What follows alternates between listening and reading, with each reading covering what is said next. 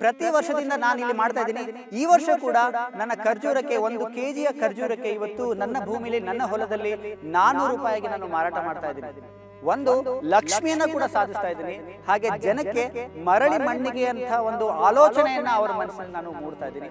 ಬರೀ ಹಿರಿಯರನ್ನೇ ಅಲ್ಲ, ಆದಷ್ಟು ದೃಷ್ಟಿಕೋನ ನಮ್ಮ ಮುಂದಿನ ಪೀಳಿಗೆ, ನಮ್ಮ ಮಕ್ಕಳೇನಿದ್ದಾರೆ ಆ ಮಕ್ಕಳಿಗೂ ಕೂಡ ಭೂಮಿಯನ್ನ ಬದುಕಿ ಕೂಡ ನಾವು ಜೀವನವನ್ನ ಸದೃಢವಾಗಿ ನಡೆಸಬಹುದು ಅನ್ನೋ ಒಂದು ಉದಾಹರಣೆಗಳನ್ನ ನಾವು ಮುಂದೆ ಇಡಬೇಕಾಗಿದೆ.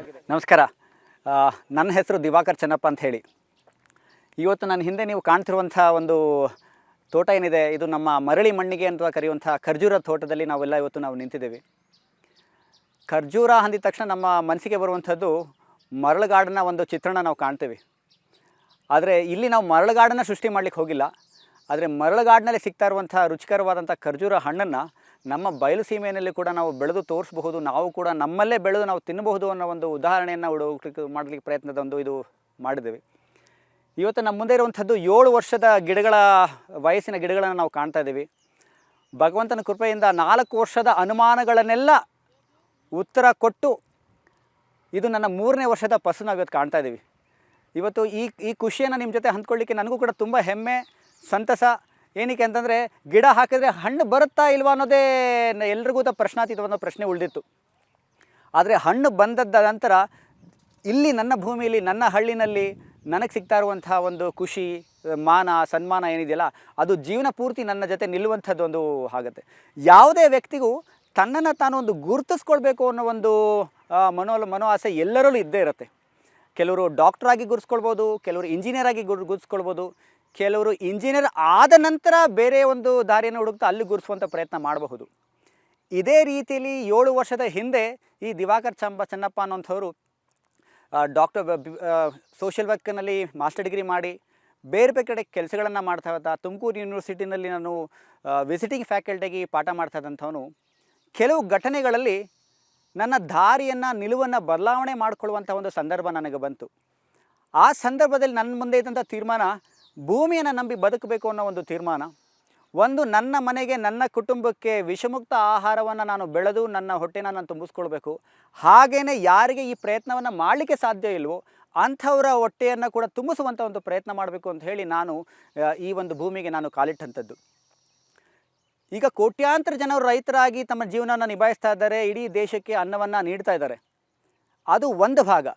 ಎರಡನೇದು ಭಾಗ, ನನ್ನ ಜೀವನದಲ್ಲಿ ಬೇಸಾಯದಿಂದ ಕೂಡ ನನ್ನ ಒಂದು ನನ್ನ ಒಂದು ಐಡೆಂಟಿಟಿನ ಗುರುತಿಸ್ಕೊಳ್ಬೇಕಾಗಿದ್ದು ನನಗೆ ತುಂಬ ಒಳಗಿನ ಪ್ರಶ್ನೆ ಆಗಿತ್ತು. ಹೇಗೆ ಗುರುತಿಸ್ಕೊಳ್ಳೋದು? ಏನಾದರೂ ಭಿನ್ನವಾಗಿ, ಡಿಫ್ರೆಂಟಾಗಿ ಏನಾದರೂ ಒಂದು ಬೆಳೆಯನ್ನು ಬೆಳೆದು ನಾನು ಜನಕ್ಕೆ ಇಂಥ ಬಯಲುಸೀಮೆಯಲ್ಲೂ ಕೂಡ ಇದನ್ನು ಮಾಡಬಹುದು, ಹಣವನ್ನು ಗಳಿಸಬಹುದು ಅನ್ನೋ ಕೂಡ ನಾನು ಒಂದು ಕಾಣಬೇಕಾಗಿತ್ತು. ಆ ನಿಲುವಿನೆಲ್ಲ ನಡಿಬೇಕಾದ್ರೆ ಖರ್ಜೂರದ ಒಂದು ಇನ್ಫ್ಲುಯೆನ್ಸ್ ನನಗಾಯಿತು. ಸೊ ಈ ಗಿಡಗಳನ್ನು ನಾನು ತಮಿಳುನಾಡಲ್ಲಿದ್ದಂಥ ಒಬ್ಬ ರೈತರಿಂದ ನಾನು ಇಲ್ಲಿ ತರಿಸಿ 7 ವರ್ಷದ ಹಿಂದೆ ಈ ಗಿಡವನ್ನು ಈ ಭೂಮಿಲಿ ನಾನು ನೆಟ್ಟಿದ್ದು. 4 ವರ್ಷ ತನಕ ಇಲ್ಲಿ ಇಟ್ಟಂಥ ಗಿಡಗಳನ್ನು ಯಾವ ರೈತರಾಗಲಿ, ಯಾವ ಸಂಬಂಧಿಕರಾಗಲಿ, ಯಾವ ಸ್ನೇಹಿತರಾಗಲಿ ದಿವಾಕರ್ನ ಮಾತು ನಂಬಕ್ಕೆ ತಯಾರಿರಲಿಲ್ಲ. ಕಾರಣ, ಇದು ಖರ್ಜೂರಕ್ಕೂ ನಮ್ಮ ದೇಶಕ್ಕೂ ಸಂಬಂಧವೇ ಇಲ್ಲ ಅನ್ನೋ ಒಂದು ಮನವರಿಕೆ ನಮ್ಮಲ್ಲಿದ್ದಿದ್ದು. ಎಲ್ಲೋ ಒಂದು ಕಡೆ 99 ಭಾಗ ನನಗೆ ಮನಸ್ಸಿನಲ್ಲಿ ಬರುತ್ತೆ ಅನ್ನೋ ಒಂದು ನಿಲುವು ಇದ್ದರೂ ಸಹ ಎಂಥ ಮನುಷ್ಯನಿಗೂ ಆ ಒಂದು ಭಾಗದ ಒಂದು ಅನುಮಾನದ ಒಂದು ಇದ್ದೇ ಇರುತ್ತೆ. ಸೊ ನನ್ನಲ್ಲೂ ಕೂಡ ಒಂದು ಭಾಗದ ಏನು ಬರುತ್ತೋ ಇಲ್ವೋ ಅನ್ನೋದೊಂದು ನನ್ನಲ್ಲೂ ಪ್ರಶ್ನೆ ಇತ್ತು. ಅದರಲ್ಲೂ ತುಂಬ ಜನ ನಮ್ಮ ಹಳ್ಳಿನಲ್ಲೂ ಕೂಡ, ಇಲ್ಲ ಇವರು ದಿವಾಕರ್ನವರು ಈಚಿಲ್ ಮರ ಹಾಕಿ ಎಂಡ ಇಳಿಸ್ಲಿಕ್ಕೋಸ್ಕರನೇ ಇದು ಮಾಡಿದ್ದಾರೆ, ಇದು ನಮ್ಮ ಮೇಲೆ ಕಿವಿಯ ಮೇಲೆ ಹೂವು ಇಡ್ತಾ ಇದ್ದಾರೆ, ಇದು ನಿಜವಾಗ್ಲೂ ಖರ್ಜೂರದ ಗಿಡಗಳಲ್ಲ ಅಂತಲೇ ನನ್ನ ಮುಂದೆ ಹೇಳಿ ಹೋದಂಥವ್ರು. ನನ್ನ ಹಿಂದೆ ಕೂಡ ಹೇಳಿರೋರು ತುಂಬ ಉದಾಹರಣೆಗಳಿದೆ.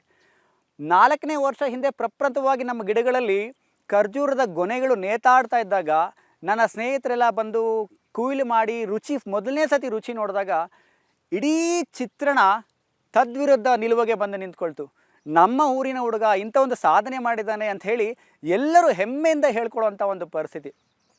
ಸೊ ನಾನು ಗಿಡ ನೆಟ್ಟು 4ನೇ ವರ್ಷದಲ್ಲಿ ನನ್ನ ಐಡೆಂಟಿಟಿನ ನಾನು ಗುರುತಿಸ್ಕೊಳ್ಳಿಕ್ಕೆ ಈ ಖರ್ಜೂರದ ಮುಖಾಂತರ ನಾನು ಯಶಸ್ಸಿನ ನಾನು ಗಳಿಸಿದೆ ನಾನು.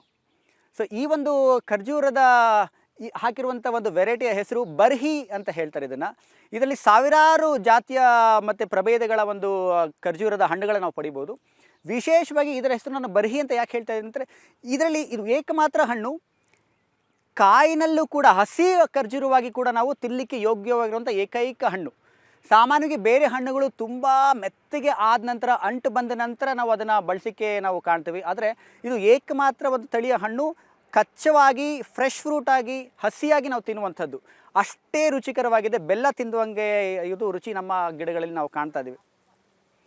ಆದರೆ ಎಲ್ಲರೂ ಮಾಡೋ ಹಾಗೆ ಮಾರ್ಕೆಟಿಂಗ್ ಮಾಡೋದು ಹೇಗೆ, ಇದನ್ನು ನಾನು ಗ್ರಾಹಕರಿಗೆ ತಲುಪಿಸೋದು ಹೇಗೆ ಅನ್ನೋ ಒಂದು ವಿಚಾರ ಕೂಡ ನನ್ನ ಮನಸ್ಸಲ್ಲಿ ಮೂಡಿದಾಗ, ಇಷ್ಟೊಂದು ಹಣ್ಣನ್ನು ನಾನು ತಲುಪಿಸ್ಬೇಕಾದ್ರೆ ಒಬ್ಬ ರೈತನಾಗಿ ನಾನು ಹೇಗೆ ಮಾಡೋಕ್ಕೆ ಸಾಧ್ಯ?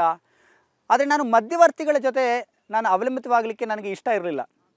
ಅವರನ್ನು ಅವಲಂಬಿತ ಇಲ್ಲದೆ ನಾನು ಏನು ಮಾಡ್ಬೋದು, ಹೇಗೆ ಮಾಡ್ಬೋದು ಅಂತ ಆಲೋಚನೆ ಮಾಡುವಾಗ ನನ್ನ ಸ್ನೇಹಿತರನ್ನು, ಹಿತೈಷಿಗಳನ್ನು, ರೈತರನ್ನು, ಸಂಬಂಧಿಕರನ್ನೆಲ್ಲ ಒಟ್ಟುಗೂಡಿಸಿ ಒಂದು 40-50 ಕುಟುಂಬವನ್ನು ಬೆರೆಸಿ ಅವರ ಸಂಬಂಧಿಕರನ್ನು, ಅವರ ಸ್ನೇಹಿತರನ್ನು ನನ್ನ ತೋಟಕ್ಕೆ ಬರಮಾಡ್ಕೊಳ್ಬೇಕು ಅಂತ ಹೇಳಿ ಖರ್ಜೂರದ ಕುಯಿಲು ಹಬ್ಬ ಅಂತ ಹೇಳಿ ಒಂದು ಆಲೋಚನೆಯನ್ನು ನನ್ನ ಮನಸ್ಸಲ್ಲೇ ನಾನು ಮೂಡಿಕೊಂಡೆ.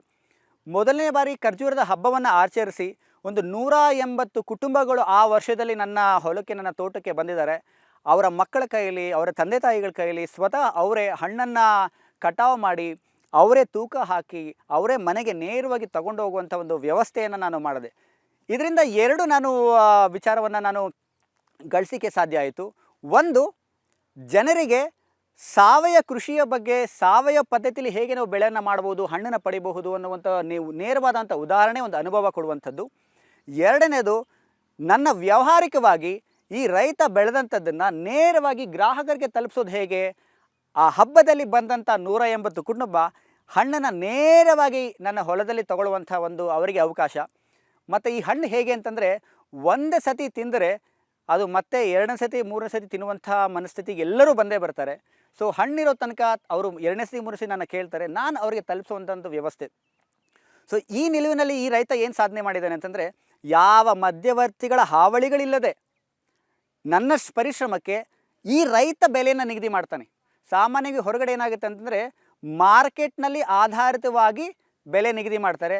ಯಾರು ಬೆಲೆ ನಿಗದಿ ಮಾಡ್ತಾರೋ ಅವನಿಗೂ ಬೆಳೆಗೂ ಸಂಬಂಧವೇ ಇರೋದಿಲ್ಲ.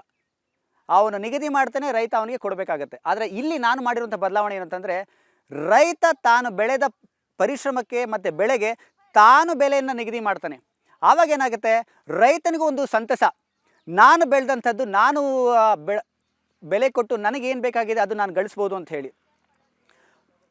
ಪ್ರತಿ ವರ್ಷದಿಂದ ನಾನು ಇಲ್ಲಿ ಮಾಡ್ತಾ ಇದ್ದೀನಿ. ಈ ವರ್ಷ ಕೂಡ ನನ್ನ ಖರ್ಜೂರಕ್ಕೆ 1 kg ಖರ್ಜೂರಕ್ಕೆ ಇವತ್ತು ನನ್ನ ಭೂಮಿಲಿ, ನನ್ನ ಹೊಲದಲ್ಲಿ 400 ರೂಪಾಯಿಗೆ ನಾನು ಮಾರಾಟ ಮಾಡ್ತಾ ಇದ್ದೀನಿ. ಒಂದು ಲಕ್ಷ್ಮಿಯನ್ನು ಕೂಡ ಸಾಧಿಸ್ತಾ ಇದ್ದೀನಿ. ಹಾಗೆ ಜನಕ್ಕೆ ಮರಳಿ ಮಣ್ಣಿಗೆ ಅಂಥ ಒಂದು ಆಲೋಚನೆಯನ್ನು ಅವರ ಮನಸ್ಸಿನಲ್ಲಿ ನಾನು ಮೂಡ್ತಾ ಇದ್ದೀನಿ. ಬರೀ ಹಿರಿಯರನ್ನೇ ಅಲ್ಲ, ಆದಷ್ಟು ದೃಷ್ಟಿಕೋನ ನಮ್ಮ ಮುಂದಿನ ಪೀಳಿಗೆ, ನಮ್ಮ ಮಕ್ಕಳೇನಿದ್ದಾರೆ ಆ ಮಕ್ಕಳಿಗೂ ಕೂಡ ಭೂಮಿಯನ್ನು ಬದುಕಿ ಕೂಡ ನಾವು ಜೀವನವನ್ನು ಸದೃಢವಾಗಿ ನಡೆಸಬಹುದು ಅನ್ನೋ ಒಂದು ಉದಾಹರಣೆಗಳನ್ನು ನಾವು ಅವ್ರ ಮುಂದೆ ಇಡಬೇಕಾಗಿದೆ. ಹಾಗಾಗಿ ಇವತ್ತು ದಿವಾಕರ್ ಮಾಮ ಅವರ ಮಕ್ಕಳ ಮುಂದೆ ನಿಂತು ಮಾತಾಡುವಾಗ ಅವರಿಗೆ ನಾವು ಕೂಡ ರೈತರು ಆಗಬಹುದು ಅಂತ ಒಂದು ಉದಾಹರಣೆಗಳು ಅವ್ರ ಮುಂದೆ ಕಣ್ಣಿಗೆ ಬರುತ್ತೆ. 100 ಮಕ್ಕಳಲ್ಲಿ ಒಬ್ಬರು ಇಬ್ಬರು ರೈತನಾಗಬೇಕು ಅಂತ ಒಲವನ್ನು ಇಟ್ಕೊಂಡ್ರೆ ನನ್ನ ಯಶಸ್ಸು ಅದರ ದ್ವಿಗುಣ ಆಗುತ್ತೆ. ಸೊ ಆ ಕಲ್ಪನೆಯಲ್ಲಿ ನಾವು ಈ ಹೊಲವನ್ನು ನಾವಿಲ್ಲಿ ಮಾಡ್ತಾ ಬಂದಿದ್ದೀವಿ. ನನಗೆ ಈ 7 ವರ್ಷದ ಅನುಭವ ಏನಿದೆ ತುಂಬಾ ಸಂತಸ ಕೊಟ್ಟಿದೆ. ನನ್ನ ಬೆಳೆ ಬರೀ ಖರ್ಜೂರದ ಬೆಳೆ ಅಲ್ಲದೆ ನಮ್ಮಲ್ಲಿ ಸಿರಿಧಾನ್ಯಗಳನ್ನ ಬೆಳಿತೀವಿ. ಸಾಮೆ ಇರ್ಬೋದು, ನವಣೆ ಇರ್ಬೋದು, ಆರ್ಕ ಇರ್ಬೋದು, ಊದಲು ಇರಬಹುದು, ಸಜ್ಜೆ ಇರ್ಬೋದು, ಕೋರ್ಲ್ ಇರ್ಬೋದು, ರಾಗಿ ಇರ್ಬೋದು, ಇಂಥ ಎಲ್ಲ ಸಿರಿಧಾನ್ಯಗಳನ್ನು ಕೂಡ ನಾವಿಲ್ಲಿ ಮಾಡ್ತಾ ಬಂದಿದ್ದೀವಿ. ಈಗ ನಮ್ಮ ಖರ್ಜೂರದ ಮಧ್ಯದಲ್ಲಿ ಕೂಡ ನೀವು ಕಾಣಬಹುದು, ಸಿರಿಧಾನ್ಯಗಳನ್ನು, ಬೇರೆ ಬೇರೆ ಧಾನ್ಯಗಳನ್ನು, ಇಲ್ಲಿ ಬೆಳೆದಂಥ ಧಾನ್ಯಗಳನ್ನು ನಾವು ಇಲ್ಲಿ ಎರಚಿದ್ದೀವಿ. ಇದು ಒಂದು ಮಟ್ಟಕ್ಕೆ ಬೆಳೆದು ನಿಂತ ನಂತರ ಹೇಗೆ ಖರ್ಜೂರದ ಹಣ್ಣು ತುಂಬ ನ್ಯೂಟ್ರಿಷಸ್ ಆಗಿದೆಯೋ ಹಾಗೆಯೇ ಪೌಷ್ಟಿಕಾಂಶ ಎಷ್ಟು ಇದೆ ಅಂತಂದರೆ ಆ ಗಿಡಕ್ಕೂ ಕೂಡ ಅಷ್ಟೇ ಪೌಷ್ಟಿಕಾಂಶ ಬೇಕಾಗಿದೆ. ಯಾಕಂದರೆ ಇಲ್ಲಿ ನಾವು ಯಾವುದೇ ರೀತಿಯ ಕೆಮಿಕಲ್ಸ್ ಆಗಲಿ, ಫರ್ಟಿಲೈಸರ್ಸ್ ಆಗಲಿ, ಪೆಸ್ಟಿಸೈಡ್ಸ್ ಆಗಲಿ ಕೊಡೋದಿಲ್ಲ. ಇದು ಸಂಪೂರ್ಣವಾಗಿ ನ್ಯಾಚುರಲ್ ಮತ್ತು ಸಾವಯವ ಪದ್ಧತಿಗಳಲ್ಲಿ ನಾವಿಲ್ಲಿ ಬೆಳೆಸ್ತಾ ಬಂದಿರೋದ್ರಿಂದ ಅದನ್ನು ಹಸಿರು ಗೊಬ್ಬರವಾಗಿ ಪರಿವರ್ತಿಸ್ತೀವಿ. ನಾವು ಇಲ್ಲಿ ಹಾಕಿರುವಂಥ ಬೇರೆ ಬೆಳೆಗಳನ್ನು ಹಸಿರು ಗೊಬ್ಬರವಾಗಿ ನಾವು ಪರಿವರ್ತಿಸಲಿಕ್ಕೆ ನಾವು ಪ್ರಯತ್ನ ಮಾಡ್ತೀವಿ.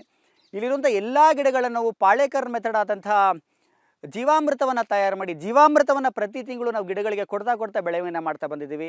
ನಮ್ಮದೇ ಅಂತ ಹಿರಿಯರಿದ್ದಂಥ ಪದ್ಧತಿ, ಸಾವಯವ ಪದ್ಧತಿಗಳನ್ನು ನಾವಿಲ್ಲಿ ರೂಢಿ ಮಾಡಿಕೊಂಡು ಅದನ್ನು ನಾವಿಲ್ಲಿ ಅಳವಡಿಸ್ತಾ ಈ ಮಟ್ಟದ ಒಂದು ಬೆಳೆಯನ್ನು ನಾವು ಕಾಣಲಿಕ್ಕೆ ಸಾಧ್ಯ ಆಗಿದೆ.